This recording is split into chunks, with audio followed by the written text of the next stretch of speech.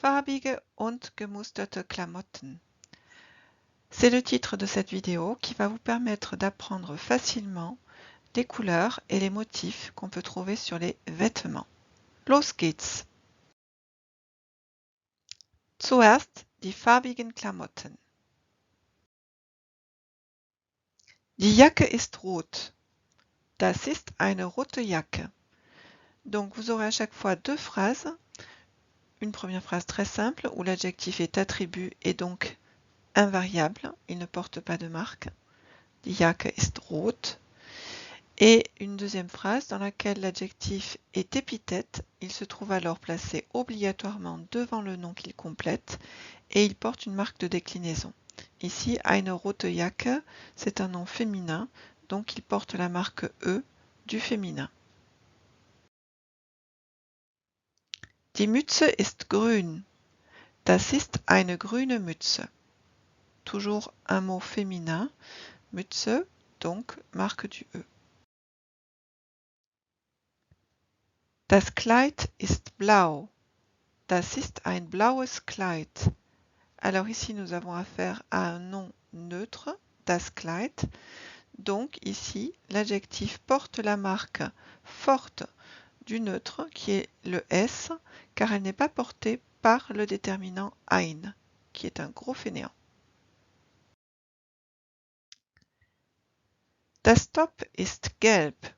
Das ist ein gelbes Top. Idem pour cette phrase, das Top, nom neutre. Donc ici, c'est l'adjectif qui joue le rôle du porteur de marque et porte donc la marque S du neutre. Das Hemd ist beige. Das ist ein beiges Hemd.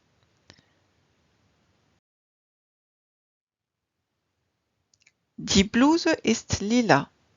Das ist eine lila Bluse. Alors, vous aurez peut-être noté qu'il y a une particularité dans cette phrase avec l'adjectif épithète. En effet, vous voyez qu'il n'y a pas de marque de déclinaison sur l'adjectif épithète dans la phrase Das ist eine lila Bluse. Alors, je vous demande de réfléchir un petit peu et je reviendrai là-dessus à la fin du diaporama. Vous me donnerez votre solution. Der Rock ist rosa.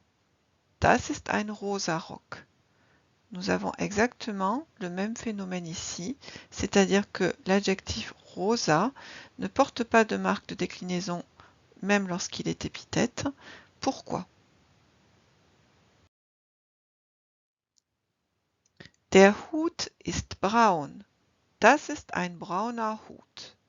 Ici, le groupe nominal est masculin, der Hut, et donc l'adjectif épithète porte la marque du nominatif masculin, le R, parce que ici, la fonction du groupe nominal ein brauner Hut, c'est attribut du sujet, donc il me faut du nominatif, et c'est R, la marque du nominatif masculin.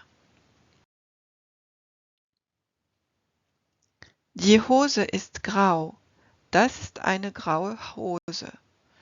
On retrouve un nom féminin avec la marque caractéristique du féminin, aussi bien sur le déterminant eine que sur l'adjectif graue.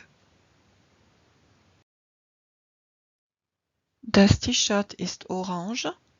Das ist ein oranges T-Shirt.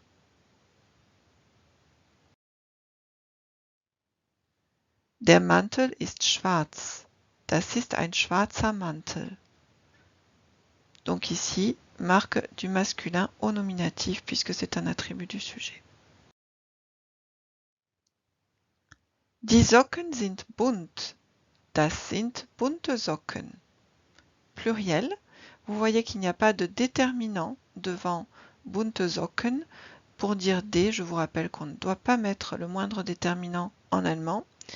Et donc ici, on a la marque E, caractéristique du pluriel, aussi bien en nominatif qu'à l'accusatif. Ici, il s'agit d'un nominatif, puisqu'on a toujours un attribut du sujet.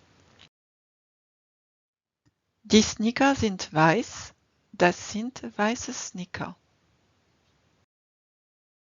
Bien, récapitulons maintenant tout ce que nous venons de voir. Et comme ça, tu pourras vérifier si tu as bien compris et si tu es capable de former des groupes nominaux correctement, c'est-à-dire avec le déterminant, l'adjectif épithète correctement décliné et le nom du vêtement. Tu vas voir chaque vêtement clignoté accompagné d'un petit carillon. Ça te laisse le temps et ça te donne le signal de réfléchir donc à la façon dont tu dois désigner ce vêtement. Je donnerai évidemment la solution juste après. Ça sera peut-être un peu rapide pour te laisser le temps de réfléchir. C'est pourquoi tu peux aussi appuyer sur pause avant d'entendre ma réponse. Allez, prêt? Los geht's. Ein blaues Kleid. Ein beiges Hemd. Eine rote Hose. Ein brauner Hut. Ein gelbes T-Shirt. Eine graue Jeans. Ein lila Mantel. Ein oranges Hemd. Ein grünes Top. Ein rosa Rock. Ein buntes Kleid. Eine schwarze Kappe. Ein weißes T-Shirt. Présent, la réponse à la question que je vous ai posée précédemment.